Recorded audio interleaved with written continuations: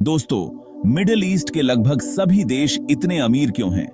इसका कारण हम सभी जानते हैं, वहां भारी मात्रा में नेचुरल रिसोर्सेज का होना। मिडिल ईस्टर्न देशों के पास इतना तेल है कि केवल यह तेल ही उनकी अर्थव्यवस्था को एक बड़ा बूस्ट दे देता है। अगर दुनिया के सबसे अमीर देशों की बात की जाए तो उनमें से 90% की समृद्धि के पीछे किसी न किसी नेचुरल रिसोर्स का ही हाथ होता है। ऐसा इसलिए क्योंकि सिंथेटिक रिसोर्सेज को तकनीक के माध्यम से तैयार किया जा सकता है, मगर नेचुरल रिसोर्सेज के साथ ऐसा करना नामुमकिन है। इसी कारण किसी देश के कितने भी खराब संबंध क्यों न हो, नेचुरल रिसोर्सेज रिच देशों से व्यापार पूरी तरह से बंद नहीं किया जा सकता। इसका जीवंत उदाहरण है रूस।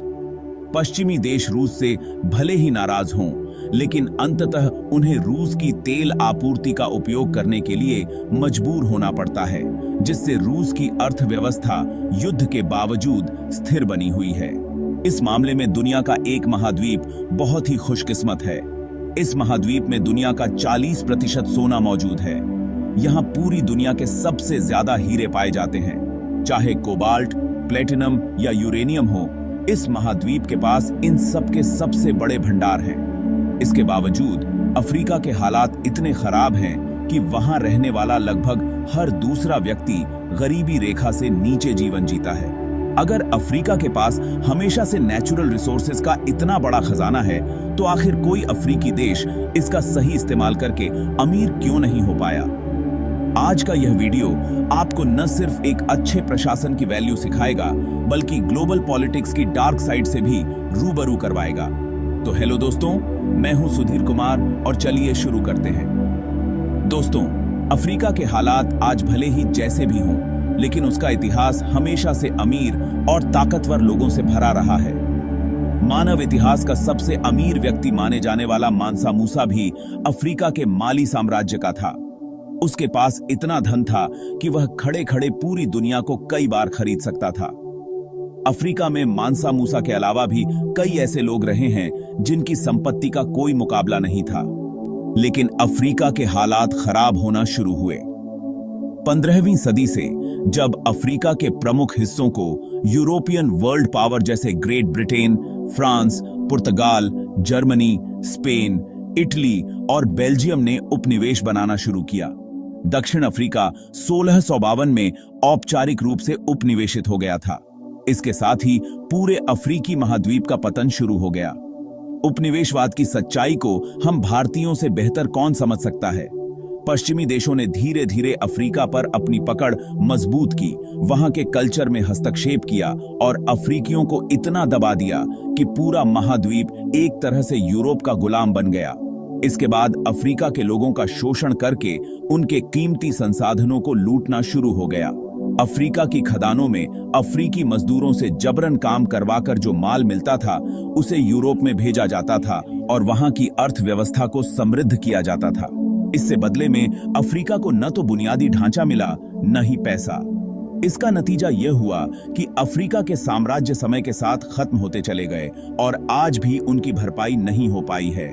दोस्तों, यह समझना मुश्किल नहीं है कि अफ्रीकी लोगों का श्रम कितना शोषित किया गया।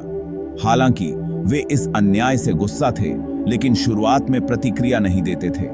बदलाव द्वितीय विश्व युद्ध के बाद आया, जब अफ्रीकी लोगों की उम्मीदें टूट गईं। युद्ध के दौरान दोनों पक्षों से अफ्रीका के लाखों सैनिक लड़े।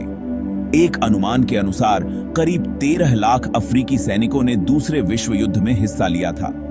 इतने बड़े योगदान के बाद अफ्रीकी लोगों को उम्मीद थी कि उन्हें स्वतंत्रता नहीं तो कम से कम पश्चिमी देशों से सम्मान मिलेगा, लेकिन अफ्रीका के लोगों को न सम्मान मिला और न ही कोई मुआवजा। इससे उनका मनोबल टूट गया और उन्होंने विद्रोह और विरोध करना शुरू कर दिया। इसका परिणाम यह हुआ कि 1950 से 1970 के दशक के बीच लगभग सभी अफ्रीकी देशों ने स्वतंत्रता प्राप्त कर ली। हालांकि अफ्रीका अभी भी प्राकृतिक संसाधनों के मामले में दुनिया का सबसे अमीर महाद्वीप था। इस स्थिति में भी अगर अफ्रीका विकास की दिशा में आगे बढ़ता, तो आज दुनिया की 20 सबसे बड़ी अर्थव्यवस्थाओं में अफ्रीकी देश प्रमुख होते। दोस्तों, अफ्रीका के मौजूदा खराब हालात के पीछे 5 मुख्य कारण माने जा सकते हैं। पहला कारण है राजनीतिक अस्थिरता। जैसे भारत पिछले कुछ सालों में तेजी से प्रगति कर पाया, उसमें सरकार की दूरदर्शी योजनाओं का बड़ा योगदान है, लेकिन सबसे महत्वपूर्ण भूमिका निभाई है सरकार के लंबे समय तक टिके रहने और विकास के माइंडसेट के साथ काम करने की। जब सरकार बदलती है तो बहुत कुछ बदल जाता है। पुरानी योजनाएं बंद हो जाती हैं, नई योजनाएं शुरू होती हैं और नए नियम कानून लागू होते हैं। लेकिन इस सब को लागू करने में काफी समय लगता है, जो विकास को कुछ समय के लिए रोक देता है। अफ्रीका के 90% देश इसी राजनीतिक अस्थिरता का शिकार हैं। उदाहरण के लिए बुर्किना फासो और कांगो जैसे देशों में आजादी के बाद से कई सैन्य तख्तापलट हुए हैं। अब अगर किसी देश में सालों से कोई स्थिरता नहीं है तो वहां का विकास कैसे संभव होगा? अफ्रीका का दूसरा बड़ा कारण है भ्रष्टाचार। अफ्रीका के प्रशासन में भ्रष्टाचार बहुत ज्यादा है। हर साल अफ्रीका के कई हिस्सों में अरबों डॉलर की विदेशी सहायता पहुंचती है। इसके अलावा अकेले भारत ने 2010 से 2021 के बीच अफ्रीकी देशों को 11 अरब डॉलर की मदद दी थी। इसके बावजूद इस पैसे का उपयोग विकास में नहीं हुआ, बल्कि इसे सैन्य खर्च और अन्य अनावश्यक कामों में बर्बाद कर दिया गया। तीसरा कारण है ऋण बोझ। चीन अफ्रीकी देशों का सबसे बड़ा ऋणदाता है, जिसने अफ्रीकी देशों को 73 अरब डॉलर का कर्ज दिया है। वहीं IMF ने अफ्रीकी देशों को 110 अरब डॉलर से अधिक का कर्ज दिया है। आज की स्थिति में अफ्रीका पर इतना कर्ज है कि उसकी उत्पादन क्षमता और GDP के मुकाबले यह कर्ज बहुत ज्यादा है।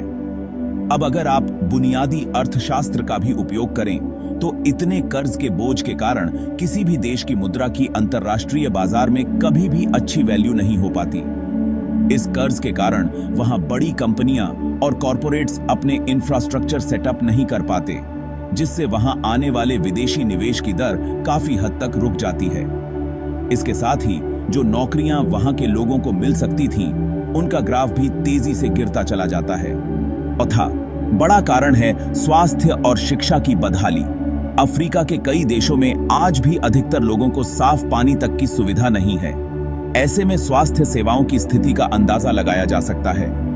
केवल पानी की कमी ही नहीं, अफ्रीका के कई देशों में 60% से भी ज्यादा आबादी अनपढ़ है। शिक्षा की कमी के कारण वहां लोग आत्मनिर्भर नहीं हो पा रहे हैं और आजादी के इतने साल बाद भी अफ्रीका के बहुत से लोग बुनियादी सुविधाओं के लिए संघर्ष कर रहे हैं।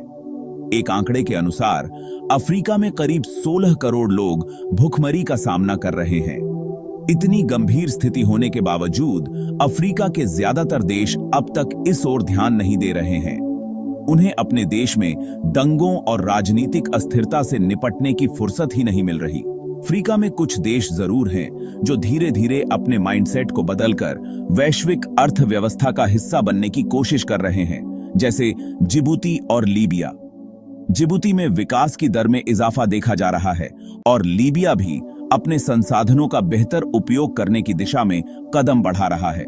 अफ्रीका में अभी भी बदलाव की संभावना है, लेकिन इसके लिए सबसे जरूरी है एक अच्छा प्रशासन। जैसा कि मैंने पहले भी कहा, वहां अगर एक स्थिर और ईमानदार सरकार लंबे समय तक शासन करती है तो वहां के हालात में सुधार आ सकता है। अफ्रीका में यदि अच्छे प्रशासन का दौर शुरू हो तो उनके प्राकृतिक संसाधनों का सही उपयोग किया जा सकता है। उदाहरण के तौर पर भारत को देखिए। सही नीतियों और बेहतर प्रशासन ने भारत को दुनिया की सबसे तेजी से बढ़ती अर्थव्यवस्थाओं में से एक बना दिया है। भारत ने अपने संसाधनों का सही उपयोग किया और आज दुनिया में अपनी मजबूत स्थिति बना रहा है। अफ्रीका के पास इससे भी ज्यादा प्राकृतिक संसाधन हैं और अगर वहां की सरकारें इनका सही उपयोग करती हैं तो विकास की दिशा में तेजी से प्रगति हो सकती है। आज के वीडियो में आपने देखा कि एक देश के लिए अच्छा प्रशासन क्यों जरूरी है। इससे फर्क नहीं पड़ता कि आपके पास कितने प्राकृतिक संसाधन हैं, जब तक वहां भ्रष्टाचार और घोटाले होते रहेंगे तब तक उनका सही उपयोग नहीं हो पाएगा। लेकिन अगर सही माइंडसेट से संसाधनों को सही क्षेत्रों में निवेश किया जाए तो देश की अर्थव्यवस्था का तेजी से विकास हो सकता है। दोस्तों, मुझे उम्मीद है कि इस वीडियो से आपने कुछ नया सीखा होगा। अगर सीखा तो इस वीडियो को लाइक करें, शेयर करें और चैनल को सब्सक्राइब करना ना भूलें। मैं आपको अगले एपिसोड में मिलूंगा। तब तक के लिए अलविदा।